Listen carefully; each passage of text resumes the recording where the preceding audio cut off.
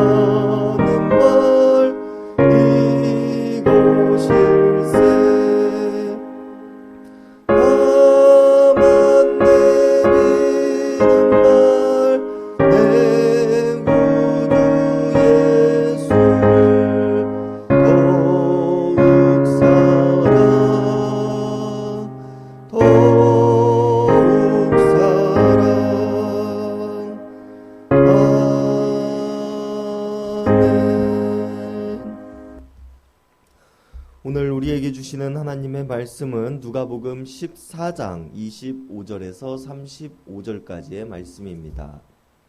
누가복음 14장 25절에서 35절까지의 말씀입니다. 우리 한 절씩 교독하시겠습니다. 수많은 무리가 함께 갈새 예수께서 돌이키사 이르시되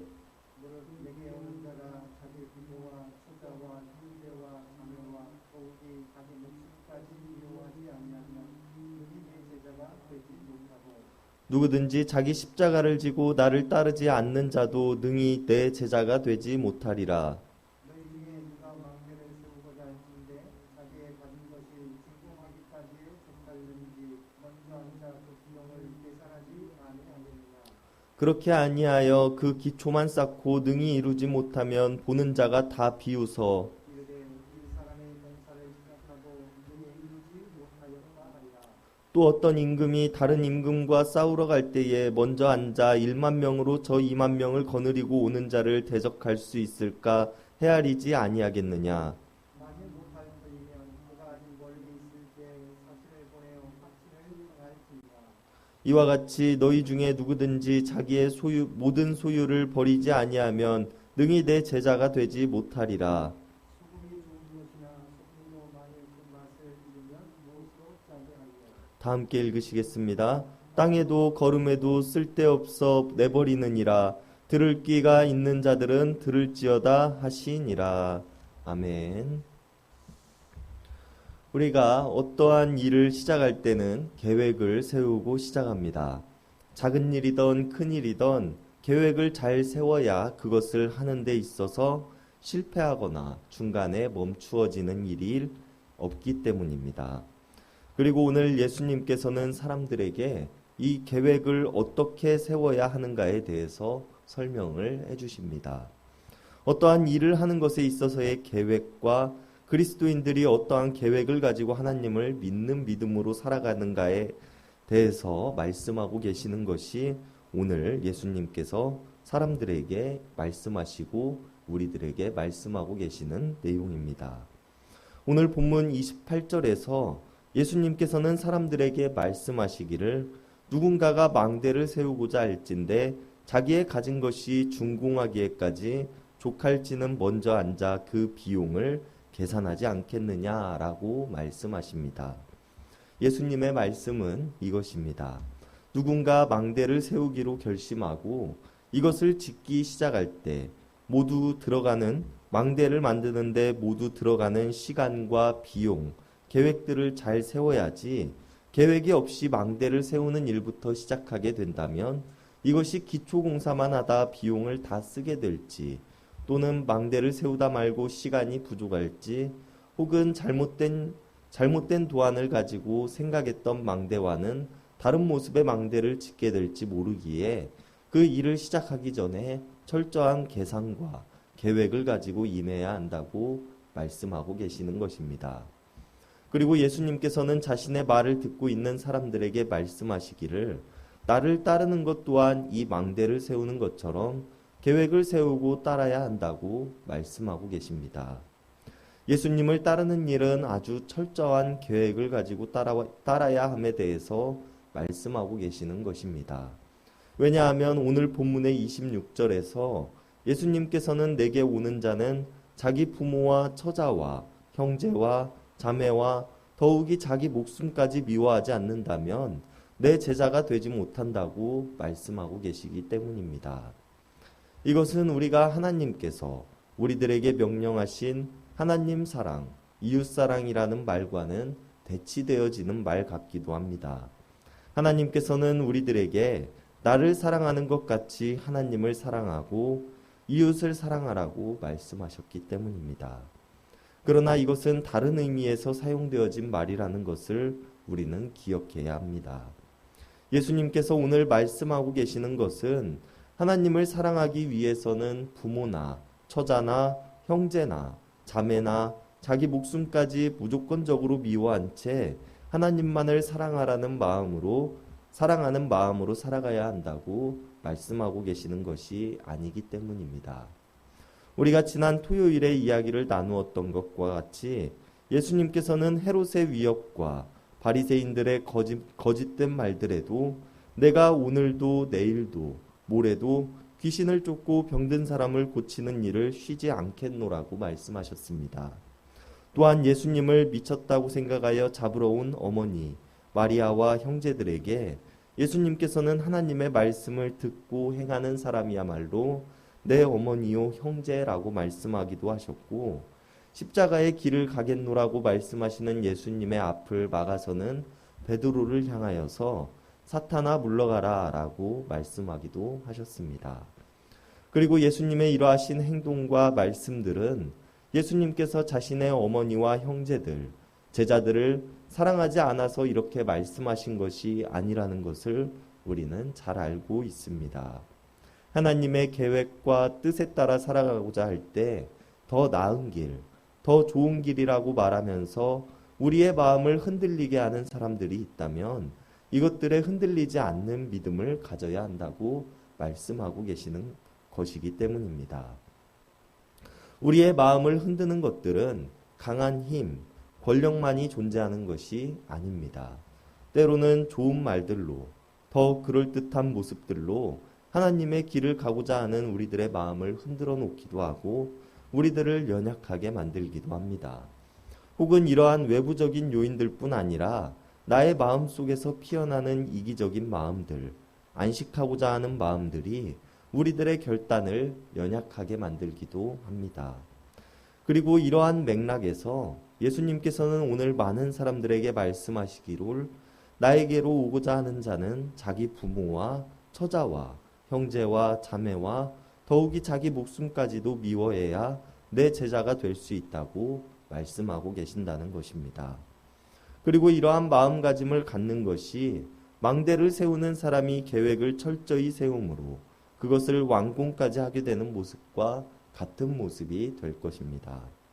그러나 이것을 철저하게 계획하지 못하고 예수님을 따르게 된다면 망대를 세우는 사람이 계획을 잘 세우지 못한 채 망대를 올리다 기초공사만 하고 그것을 완성하지 못한 모습과도 같아질 것이며 많은 사람들이 기초만 세워진 망대를 바라보며 다 비웃게 될 것이라고 말씀하시는데요. 이러한 모습은 어떤 왕이 전쟁에 나갈 때에 적의 군사와 자기가 가지고 있는 군사의 숫자를 계산하고 전쟁의 승산을 헤아려 보고 전쟁에 나가는 모습과도 같다고 말씀하십니다. 전쟁의 승산을 아무리 헤아려 봐도 질 것 같은 전쟁을 무리하게 나가 많은 백성을 죽음으로 내몬다면 이것 또한 무능한 왕의 모습이요 사람들의 웃음거리가 될 뿐이기 때문입니다. 그렇기에 전쟁을 하는 것이 옳은가 혹은 화친을 하는 것이 옳은가에 대해서 잘 계획하고 시작해야 한다고 말씀하십니다. 예수님을 따르는 일 또한 이처럼 녹록하기만 한 일은 아닙니다. 오늘 본문 27절에서 예수님께서는 나를 따르기 위해서는 자기 십자가를 지고 나를 따라야 한다고 말씀하고 계시기 때문입니다. 그리고 예수님을 따르겠다고 고백하는 우리들에게 필요한 마음은 이처럼 철저한 결단과 계획이 필요한 일입니다. 십자가를 지고 가는 길은 고난의 길이기 때문입니다.